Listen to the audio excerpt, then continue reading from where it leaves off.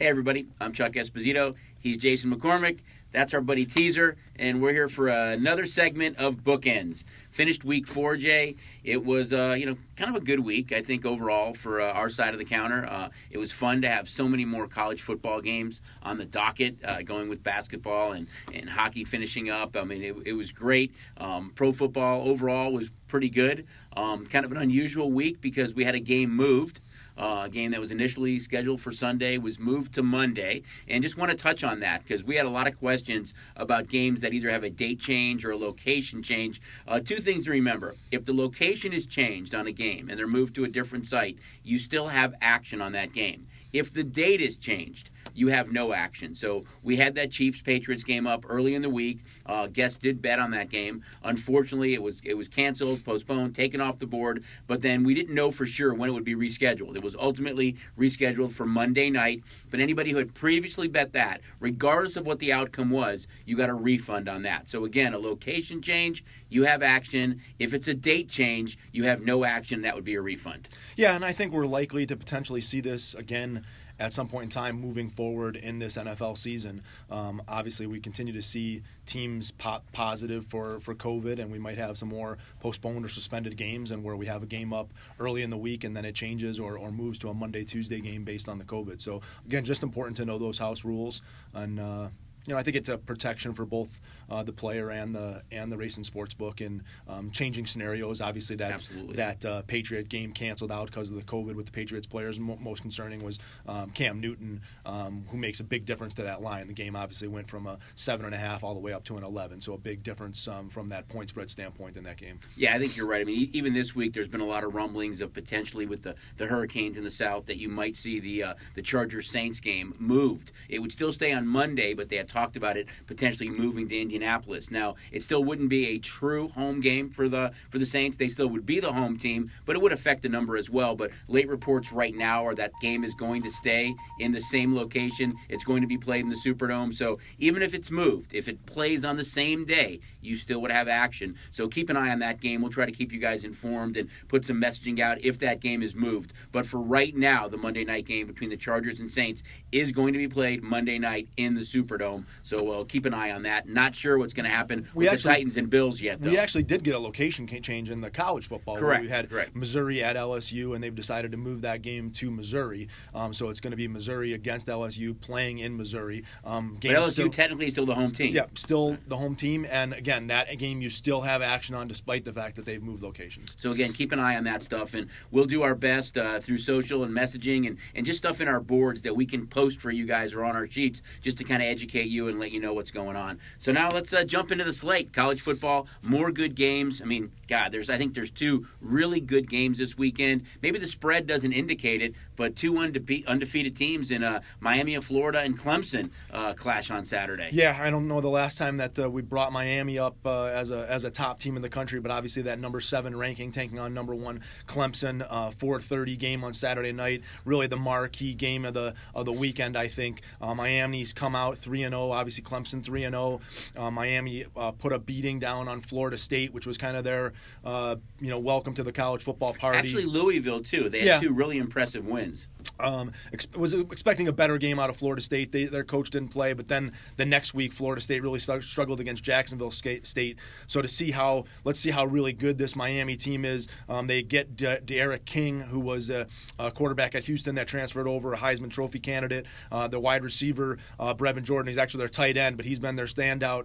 He's a local kid that graduated from Bishop Gorman. On the back end, they've got another Bishop Gorman kid, Bubba Bolden, who's playing in the secondary. So this team's really kind of been a surprise of the early season. They're only a 14-point underdog to Clemson this week. They go into obviously Trevor Lawrence and ETN and those wide receivers. So we'll see if they can stand up. I could see this being a high-scoring game. I think that Miami offense is kind of dynamic under King, but we'll see if they can match wits with Lawrence and ETN. Really an interesting matchup. I mean, you think about where Miami was a couple of years ago. Now they've really seemed to turn the tide, and being 3-0 is a big early test for them. And going into Clemson in a night game is normally a recipe for disaster. That place is absolutely rocking in the nighttime. So maybe, again, the COVID with the fact that they're only getting about 25% of their fans in Clemson gives Miami a little bit of help right.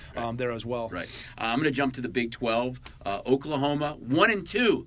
Oklahoma against 2-1 Texas. The Red River Shootout. It's kind of an elimination game almost in the Big 12 because these teams haven't got off to a great start. I think you look at Texas with Ellinger and one of the highest scoring team, if not the highest scoring team in the country right now, averaging 51 points per game.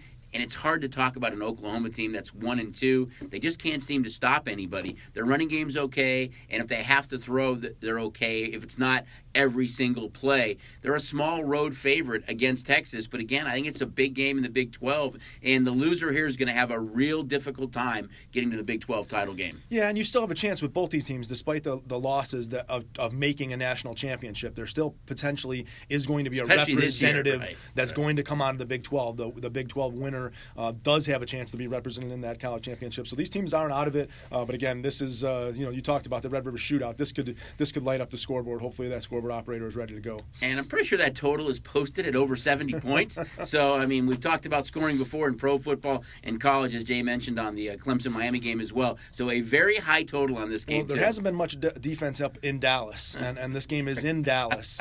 So you'll get to see consistent no defense being played maybe in Dallas. Those Cowboys, rough. Cowboys are one onside kick away from being 0-4, gang. So we're going to jump to pro football now, and we have a couple of games that are off the board, but we're going to dive into a few and chat about those. One, it's going to be the LA Rams against the Washington football team, and we've got a change going on in Washington. Yeah, Ron Rivera's kind of demoted Dwayne Haskins down to the third-string quarterback. He's kind of just been ineffective. He's got 4 touchdown passes to 3 interceptions. The offense has really, really struggled. They're a very, very young offense, obviously with the rookie running back Gibson back there, second-year receiver McLaren back there. So looking for a little bit more leadership. He turns it over to Kyle Allen, who, if you remember, was his quarterback in Carolina after Cam Newton went down last year. So he's got a lot of experience in Rivera's system, and we'll see what they can do, trying to bring a little bit more confidence there. Obviously, this isn't the end-all answer. Maybe even get to see a little bit of Alex Smith. I was going to say that. Who's backing up Kyle Allen? He's now in the number 2 role. Unbelievable that he's come back. Not an easy task here to go up against the Rams secondary, which has been fantastic. Rams coming off a kind of a really lackluster effort in their win over the Giants last week, a 17-9 win at home against the Giants, a team that hadn't really been able to stop anybody. Wouldn't expect McVay to have 2 back-to-back kind of lackluster performances. So this should be a good spot for the Rams, although they travel back east. The Washington defense has been a little bit suspect. So this could be a good spot for the Rams to put up some points, but we'll see what that change at quarterback does for Washington. Hopefully it sparks them. Obviously, when you make a change at quarterback like this, normally there's that team rally the troops behind it and playing some inspired ball. So hopefully that's what we'll see out of the Washington football team. Right. I'm going to chat about our Las Vegas Raiders against the Kansas City Chiefs. Chiefs have just been unbelievable on both sides of the ball. And I think you look at the Raiders, and it's a little bit of a strange dynamic. You talk about them week 1 against Carolina, more tickets on the Raiders than any other team. We were rooting against them. From a fan side of it, first game, Vegas, our football team, you wanted to see them win. But we clearly weren't in a good position as far as liability went. But the next 3 weeks, they had a really tough schedule. They played at home against the Saints, and we were clearly Raiders fans. They had to go play at New England and then at home against Buffalo, 2 of maybe the better teams in the AFC. And in both cases, we were rooting for the Raiders. So it's really been 3 straight weeks now that from our side of the counter, we were Raider fans. I think it's going to be 4 straight weeks because although the Chiefs are a big favorite, we know how dynamic that offense is. The Chiefs' defense, which doesn't get a whole lot of respect, they're ranked number 3 overall in the league right now, Jay. They just look good on both sides of the ball. They're confident, and that Raider schedule, I mean, you think about it. Saints, Patriots, Bills, and Chiefs within a month. That's an awfully tough schedule. They might get Ruggs back. They've been a little bit banged up at linebacker. Big number, but I think for the Raiders, again, really tough early season schedule. And I think from our side, we're clearly going to be Raider fans again. Yeah, I'll start on the Chiefs side of that game just for me. Which team are you going to get? Are you going to get that super motivated Kansas City Chiefs team, or just the team that kind of walks through the motions? We saw them struggle against the Chargers. We saw them struggle early against the Patriots last week, and just the week before that, we saw them go out like gangbusters against the Ravens. So, right. They can kind of get it done in any manner, and that's just part of who Patrick Mahomes is.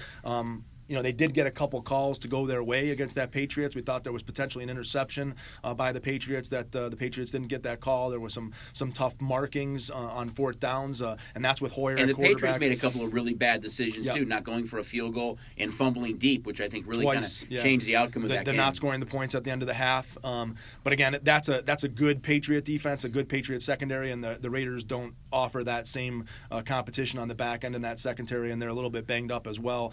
We obviously talk about the injuries every week and who's coming to play and who's not coming to play, and the Raiders, again, from a receiver standpoint, aren't particularly healthy. They're going to have to rely really on Renfro and Waller to hopefully be able to exploit a little bit of that Kansas City secondary. And this should be, again, for the Raiders to hang in there. They're 13-point underdogs. They're going to have to put up some points. This is another game that's got a huge total. Yeah, I think when they drafted Ruggs, that was kind of it, is they wanted someone that could stretch the field, take the top off the defense. Same thing with Edwards. Haven't had those guys for a couple of weeks. And you look at Carr, almost everything is underneath, like you said, to Waller and Jacobs. That's just not the kind of game that you can win against the Chiefs. You're going to have to open it up. Really, the key to this game is probably Jacobs, is the fact that are they able to run the football and hopefully keep that Kansas City offense off the field as long as possible. Yep, should be a good one. We're going to dive in now. Jags at Texans. We talked about a quarterback change in the last game. There's a different type change going on in Houston. Yeah, we're changing head coaches. Bill O'Brien's been let go. Romeo Crennel will take over, more of a defensive mind from that standpoint. But obviously,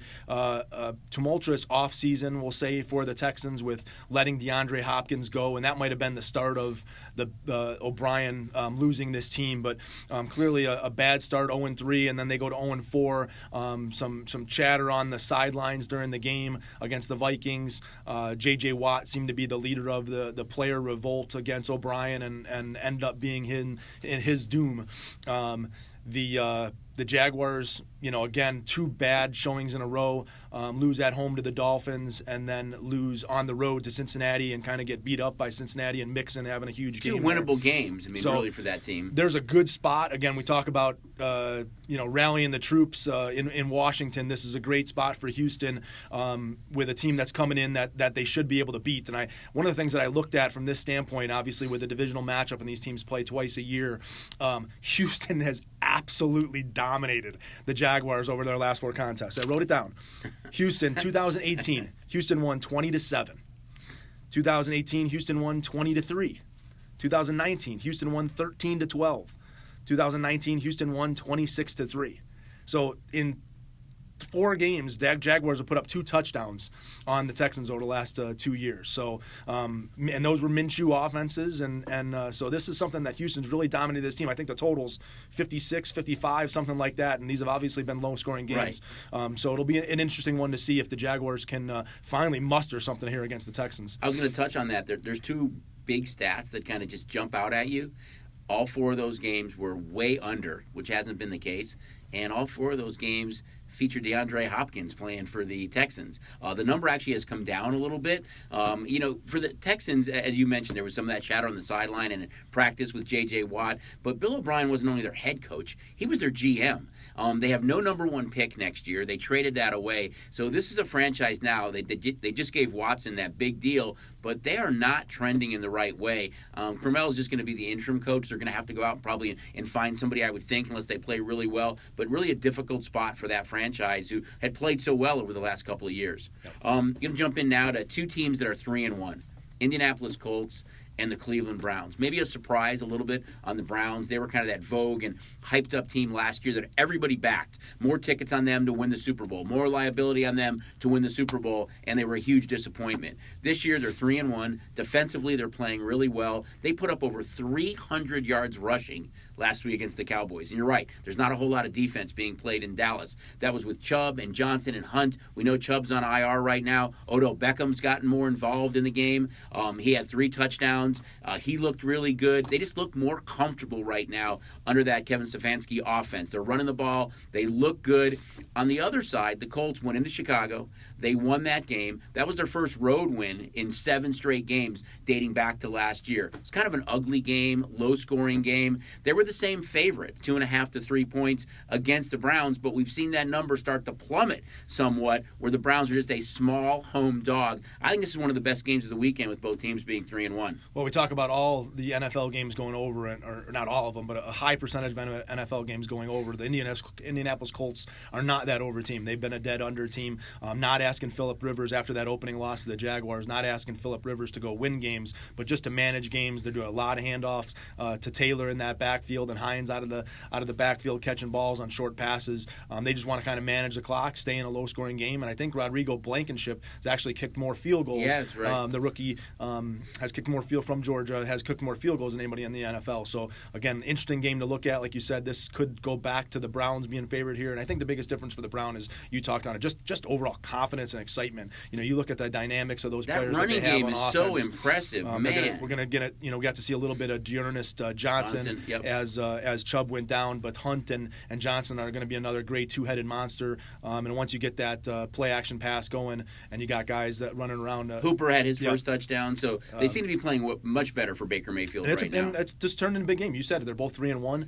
This has turned into a game to determine who's going to win these divisions. And you think about the AFC North now with the Steelers, the Ravens, and the Browns, all three teams playing really, really good. I know we talk about the AFC West as maybe the best division in football. You can make a case this is by far the best division in the AFC. We're going to jump into the two primetime games now. Sunday Night Football. It seems like these two teams always play on a Sunday or Monday night. It's the Minnesota Vikings, who finally got a win last week against, you can make a case right now, they're the best team in the NFC, and that's the Seattle Seahawks. Yeah, Seattle's been nothing short of extraordinary.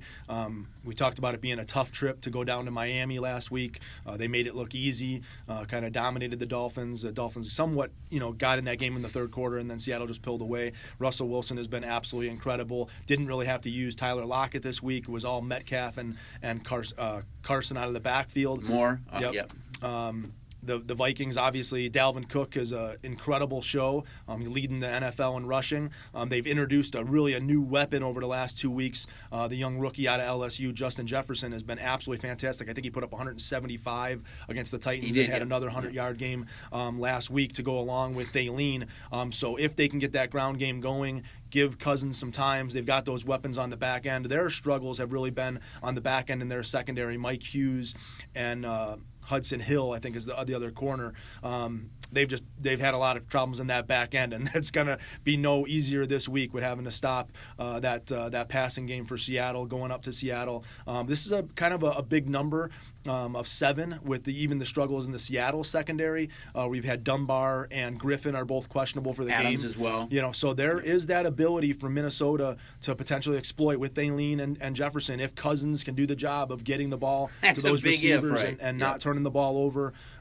This one is another one that I could see potentially being a high-scoring game, and that's pretty easy to say with Seattle because Russell Wilson has just looked absolutely unstoppable. I think he's 16 touchdowns to 2 interceptions so far this year. Yeah, both these teams are really beat up in the secondary. I think in Minnesota's case, as you touched on, not only the injuries, but they had so many guys on defense depart via free agency. I think they had to replace 5 starters. It's really up to Cousins. We know that Cook can run the ball. I think Seattle's going to try to stop Cook and tell Cousins, you have to beat us. Still got some young receivers, as you mentioned, with Thielen and Smith and Rudolph at tight end and the emergence of Jefferson. So this game, my guess is you're going to see a lot of scoring in this one as well. I'm going to jump to the Monday night game now. We touched on that a little bit, that there was some potential that game could get moved. It's the LA Chargers against the New Orleans Saints. Big number as well, over a touchdown. I'm going to start with the Chargers. I've been really impressed with Justin Herbert. I mean, you talk about a kid that, initially they went with Tyrod Taylor. The injury happens and Herbert comes in. His first 2 games, he threw for over 300 yards. He was within 10 yards. He had 290 last week against the Bucs of being the first quarterback ever, rookie quarterback, in his first 3 starts to throw for over 300 yards. If he doesn't throw an interception with about 2.5 minutes to go, they never get the ball back, he probably achieves that goal. They're a team that's been beat up a lot. They lose Eckler now.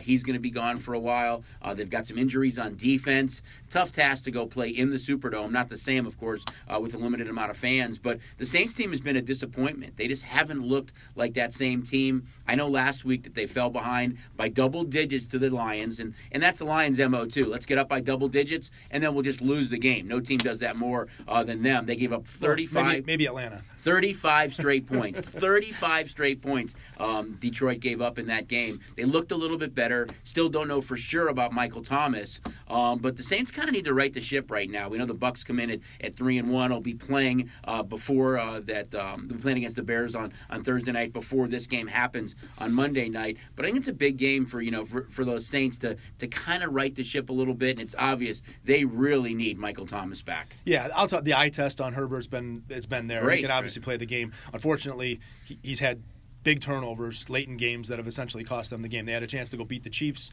late turnover there, and then obviously this week against the Bucs, a late turnover there. I think losing Eckler is a big deal for them as well. Now they do have Josh Kelly and Jackson. Will be able to step in. But the guy that's been a human highlight has been Keenan Allen. Right. I mean, you watch some of the catches this guy's making. He's been absolutely fantastic. He's making Herbert look great on that back end, being able to go make catches that nobody else can make. And the Saints, you said it. It's about Michael Thomas. They've had some development with him being out. Traquan Smith's had some really good games.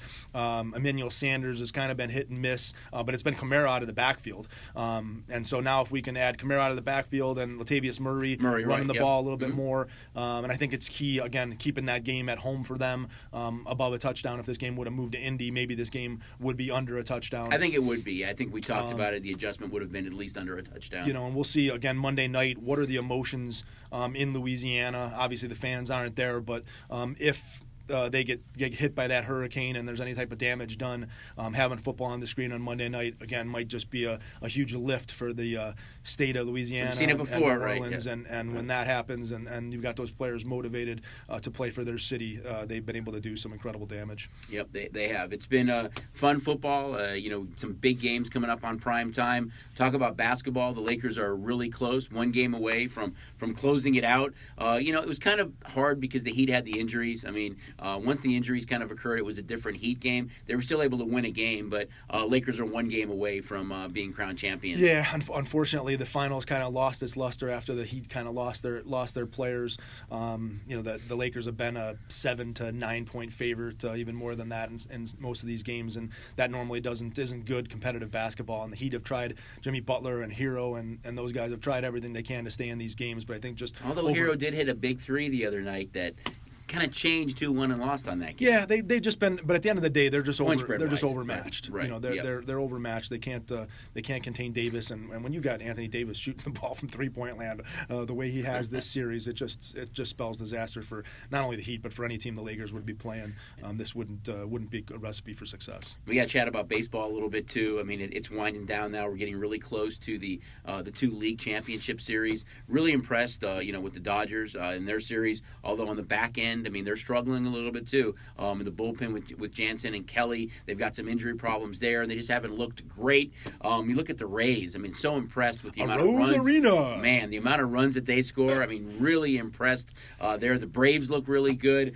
So it's been fun right now. We'll see how it all shakes out. We'll be talking more about that in the coming weeks. But, hey, guys, don't forget, I mean, the mobile app. I mean, we've been here for a while. It's reliable. It's trustworthy. It's user-friendly. We've got that great bonus now up to $100 that's going on the mobile app. With so much going on, what a great time to sign up for STN Sports and just have that app at the palm of your hands and the race side of it too. It's got all the features and functionality that you're looking for. You can actually, once you make that initial sign up, you can deposit, withdraw through the Play Plus app. You can use the Pay Near Me, so you don't have to go down to visit the book. Although our properties are all over the valley, so it provides that convenience to be able to put money in, take money out. But if you can't get down there, you've got those funding options. The in play has been absolutely fantastic. Obviously, offering all the baseball games, a giant amount of college football games, all the pro football games are on the in play, which has turned into a fantastic feature that our guests are absolutely loving to play.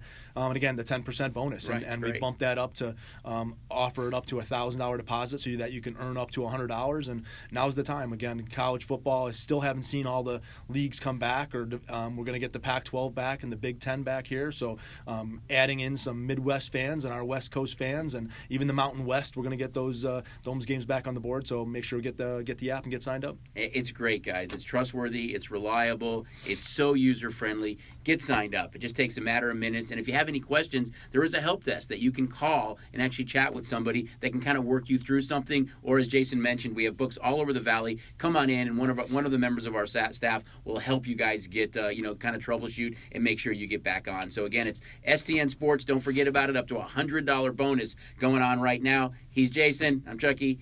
That is Teaser. We'll see you guys next week for another segment of Bookends.